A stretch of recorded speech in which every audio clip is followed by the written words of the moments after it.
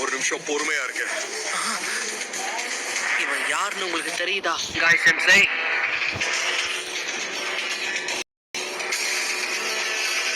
யார்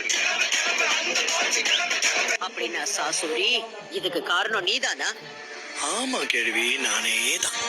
ரிட்டையர் ஆன கேள்வியை பார்த்து இனி நான் ஏன் பயப்படணும்? காடு வா வாங்குது, வீடு போங்குது, நீ பழி வாங்க போறீங்களா?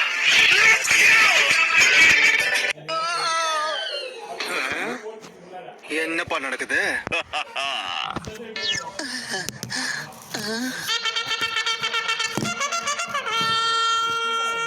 இவங்க ரெண்டு பேரும் என்னதான் பண்றாங்க? வளர்ந்த குழந்தைங்க உப்பு மூட்டை விளையாடுறாங்க. பார்க்கவே சகிக்க. நெஜி வாப்பா. அவனை ஓடி போயிடு. என்ன ஒரு ஆச்சரியம், ஒரு வழியா டேடர கதையை முடிச்சிட்டாங்க போல இருக்கே.